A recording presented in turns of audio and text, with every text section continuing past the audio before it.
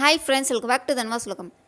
வீடியோக்குள்ளே போகிறதுக்கு முன்னாடி இப்போ தான் நீங்கள் வீடியோ ஃபர்ஸ்ட் டைம் பார்க்குறீங்கன்னா மறக்காமல் நம்ம சேனலை சப்ஸ்கிரைப் பண்ணிவிடுங்க. சப்ஸ்கிரைப் பக்கத்தில் இருக்க பில் பட்டனையும் மறக்காமல் ப்ரெஸ் பண்ணுங்கள். அப்போ தான் நான் அடுத்து போடுற வீடியோட நோட்டிஃபிகேஷன் உங்களுக்கு கிடைக்கும். நீங்களும் புதிய வீடியோ பார்க்கலாம். இப்போ வாங்க ஃப்ரெண்ட்ஸ், இன்றைக்கி நம்ம என்ன ரெடி பண்ண போகிறோங்கிறத பார்க்கலாம். பணியாரம் ரேஷன் அரிசி மாவில் எப்படி செய்யலாம் அப்படிங்கிறத நம்ம பார்க்க போகிறோம். இந்த டம்ளர் மெஷர்மெண்ட்டில் ஒரு டம்ளர் புழுங்கரிசி எடுத்திருக்கேன், ஒரு டம்ளர் பச்சரிசி நான் எடுத்திருக்கேன். ரெண்டுமே ரேஷன் அரிசி தான். இதில் நான் மெஷர் பண்ணி காமிச்ச அதே கப்பால் 1/4 டம்ளர் அளவுக்கும் உளுந்து எடுத்திருக்கேன். இதுக்கு தோல் உளுந்து ஆட் பண்ணுறதை விட வெள்ளை உளுந்து ஆட் பண்ணிங்கன்னா ரொம்பவே நல்லாயிருக்கும். 1/4 கப் அளவுக்கு ஆட் பண்ணிக்கோங்க. 1 டீஸ்பூன் அளவுக்கு வெந்தயம் ஆட் பண்ணிக்கோங்க. இதுதான் இதோட இன்க்ரீடியன்ட்ஸ் மெஷர்மெண்ட்டு. எல்லாமே ஒரே டம்ளர் இல்லை கப் அதுலேயே மெஷர் பண்ணிங்கன்னா கரெக்டாக இருக்கும். இதை நல்லா வாஷ் பண்ணிவிட்டு அதுக்கப்புறம் பார்த்திங்கன்னா ஒரு கல்லுப்பு போட்டு கொஞ்சம் நேரம் பெரட்டி வச்சுட்டு ஒரு 5 மினிட்ஸ்க்கு அப்புறம் வாஷ் பண்ணிவிட்டு 2 ஹவர்ஸ் நல்லா ஊற வைங்க. மினிமம் 2 ஹவர்ஸ் ஊற வைங்க. இல்லை இட்லி பேட்டர்லாம் ஊற வைக்கிறீங்கன்னா அது 4 ஹவர்ஸ் வைப்பீங்கள, அந்த டைம்லேயே ஊற வச்சிங்கன்னா உங்களுக்கு சூப்பராக கிடைக்கும். முடிஞ்ச வரைக்கும் இது கிரைண்டரில் அரைக்கிறது தான் நல்லது.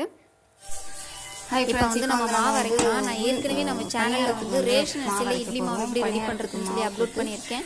உங்களுக்கு வேணும்னா லிங்க் டிஸ்கிரிப்ஷன் தரலாம், செக் பண்ணி இட்லி பேட்டர் அரைச்சி அப்பயே நான் அரைச்சது தான் பணியாரம் மாவு. அதனால தான் கிரைண்டர் ஏற்கனவே அரைச்சி பண்ணாமல் இப்போ எல்லாத்துலையும் நம்ம அரிசி எல்லாமே போட்டுட்டு நல்லா சாஃப்டாக அரைக்க போகிறோம். மாவை அரைச்சிட்டு நம்ம பார்க்கலாம். பார்த்தீங்கன்னா நான் ஏற்கனவே இந்த தண்ணி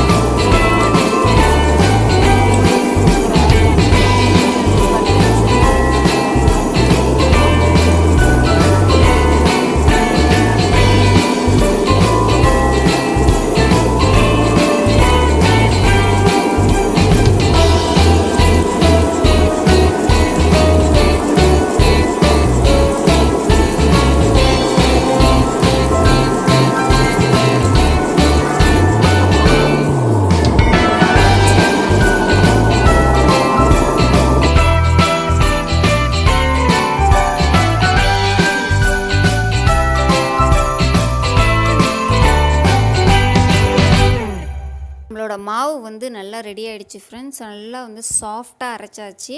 சாஃப்டாக அரைச்சிங்கன்னா தான் பணியாரம் ரொம்பவே நல்லாயிருக்கும். நம்மளோட மாவையும் அள்ளிட்டேன். இந்த மாதிரி ஒரு பெரிய அகலமான பாத்திரத்தில் அள்ளிட்டு கொஞ்சமாக அதுக்கு தேவையான அளவுக்கு உப்பு போட்டு நல்லா பெரட்டி ஒரு பவுலில் ட்ரான்ஸ்ஃபர் பண்ணிவிட்டு நீங்கள் அப்படியே எடுத்து ஃப்ரிட்ஜில் வச்சிடலாம். உடனே நீங்கள் எடுத்து வச்சிடலாம். அடுத்த நாள் நீங்கள் எடுத்து யூஸ் பண்ணிங்கன்னா ரொம்பவே சூப்பராக இருக்கும். நல்லா புசு புசு புசுன்னு நமக்கு பணியாரம் கிடைக்கும். நம்ம பணியாரம் எப்படி ரெடி பண்ணுறதுங்கிறதே இந்த வீடியோலேயே நம்ம பார்க்கலாம். அதோட தன்வாவோட சேட்டையும் நீங்கள் பார்த்து என்ஜாய் பண்ணுங்கள். இப்போ மாவு ஃபுல்லாக ஒரு பவுலில் மாற்றிட்டு எடுத்து ஃப்ரிட்ஜில் வச்சாச்சு. இப்போ அடுத்த நாள் நான் எடுத்திருக்கேன். இந்த மாவு பாருங்கள் நல்லா பொங்கி வந்திருக்கு. இதை ஒரு பவுலில் ட்ரான்ஸ்ஃபர் பண்ணிவிட்டு கொஞ்சமாக ஏலக்காய், அதாவது ஒரே ஒரு ஏலக்காய் இருந்தால் கூட போதும், ஏலக்காய் எடுத்திருக்கேன். சர்க்கரை பாகு ஆட் பண்ணியிருக்கேன். அதாவது நம்ம செய்ய போகிறது ஸ்வீட் பணியாரம். ரொம்பவே சிம்பிளான ஒரு பணியாரம் கூட. அதனால் சர்க்கரை பாகு, வெல்லம் போட்டு கொஞ்சமாக தண்ணி விட்டு பாகு காய்ச்சிருக்கேன். அடுத்து பார்த்திங்கன்னா சுக்கு பவுடர் ஆட் பண்ணியிருக்கேன். ஏற்கனவே நம்ம சால்ட் ஆட் பண்ணியிருக்கிறதுனால சால்ட்டு தேவையில்லை. இப்போ நம்ம பணியாரம் விட்டுடலாம். இந்த பணியாரம் பேன் நீங்கள் ஸ்டவ்வில் வச்சுட்டு, நான்ஸ்டிக் தான் வச்சுட்டு ஆயில் க்ரீஸ் பண்ணி விட்டுருங்க. ஃபுல்லாக க்ரீஸ் பண்ணிவிட்டு ஒவ்வொரு குழியிலையுமே 3/4 வாசிக்கு மாவு வர மாதிரி ஊற்றுங்க. ஃபுல்லாக நிரம்ப ஊற்றுனீங்கன்னா பொங்கி வரும், அடுத்த ஹோலுக்கு போகும். அந்த மாதிரி இல்லாமல் 3/4 இதுக்கு விட்டால் போதும். ஃபுல்லாக விட்டுட்டு கொஞ்சம் வெந்ததுக்கப்புறம் திருப்பி போட்டு எடுத்துடலாம். இது நார்மலாக எல்லாருக்குமே தெரிஞ்ச விஷயந்தான். பணியாரம் எப்படி இருக்குங்கிறத பார்க்கலாம் வாங்க.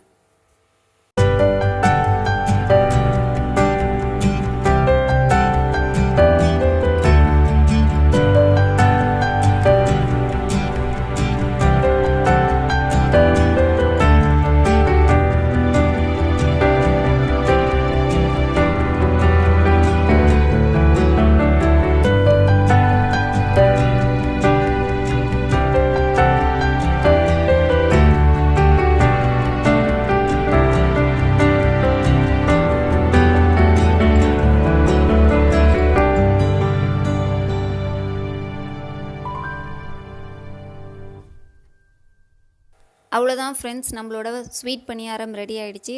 ரொம்பவே பார்க்க சூப்பராக இருக்குல்ல, நல்ல புசு புசுன்னு ரொம்ப நல்லா இருந்துச்சு டேஸ்ட்டாக. நீங்களும் ட்ரை பண்ணி பாருங்கள். ரேஷன் அரிசி இருக்கிறப்ப வந்து அது வேஸ்ட் பண்ணாதீங்க ஃப்ரெண்ட்ஸ். இந்த மாதிரி வந்து நீங்கள் இட்லி மாவு அரைக்கலாம். அதே போல் வந்து நம்மளோட இந்த ஸ்நாக்காக கூட வந்து இது மாதிரி மாவு வந்து ரெடி பண்ணிக்கலாம். இட்லி மாவு அரைக்கிறப்ப நீங்கள் இந்த மாதிரி வந்து பணியாரத்துக்கு, ஆப்பத்துக்கு எல்லாத்துக்குமே வந்து நீங்கள் ரெடி பண்ணிக்கிட்டிங்கன்னா உங்களுக்கு வந்து ஈஸியாக இருக்கும். ஸ்நாக் ஐட்டம் யூஸ் பண்ணுறதுக்கெலாம் வந்து இதில் ரொம்பவே சூப்பராக இருக்கும். இதில் காரம் இது மாதிரிலாம் நிறைய சேர்த்து செய்யலாம். ட்ரை பண்ணி பாருங்கள். இதோடு இந்த வீடியோ முடியுது ஃப்ரெண்ட்ஸ். இதுக்கப்புறம் தனுவோட சேட்டைகள் உங்களுக்காக காத்துட்ருக்கு. பார்த்து என்ஜாய் பண்ணுங்கள்.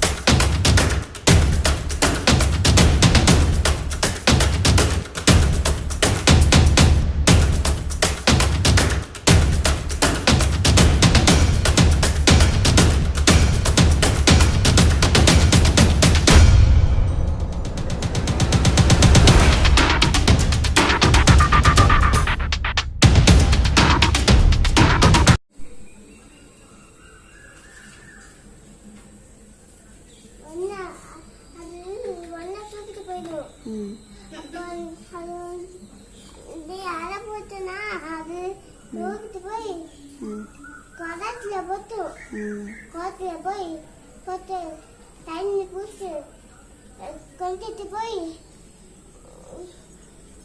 குடத்துல போட்டு தண்ணியில போடும். ஒழுங்கா பார்த்துக்கோ. அது கிட்ட தீப்பத்தி இருக்கு. ஆக்கிட்ட பொலிச்சு வச்சுக்கு.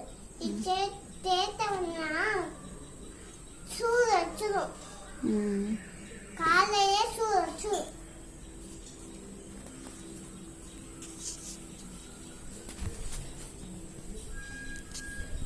அம்மா நான் எப்படி எழுதுன்னு தெரியுமா? காய வச்சு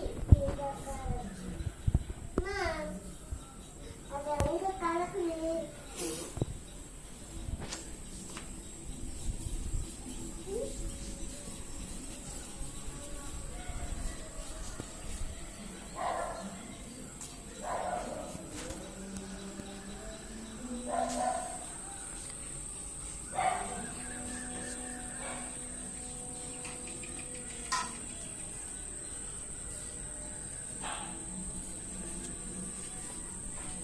சிமெண்ட்டில் கால் வைக்காதம்மா.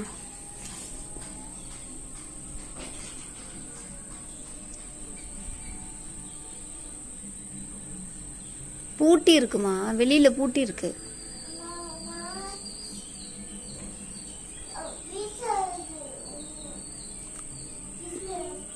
மாமா தான் வந்து பூட்டு திறக்கணும். மாமா வந்து பூட்டு திறந்தாதாம்மா எடுக்க முடியும்.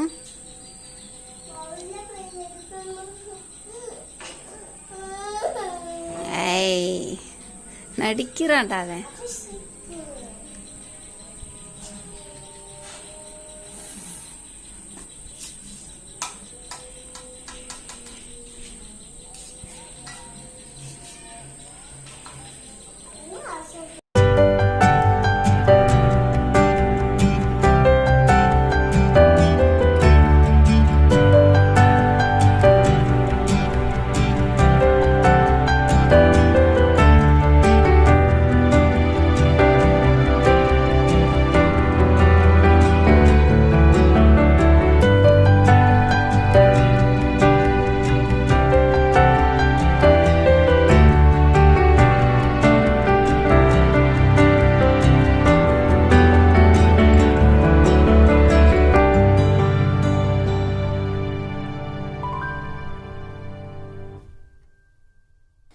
இந்த வீடியோ பிடிச்சிருந்துச்சுன்னா லைக் பண்ணுங்கள், ஷேர் பண்ணுங்கள், மறக்காமல் நம்ம சேனலை சப்ஸ்கிரைப் பண்ணுங்கள். அடுத்து ஒரு புதிய வீடியோவில் நம்ம சந்திக்கலாம். தேங்க்யூ. Bye friends.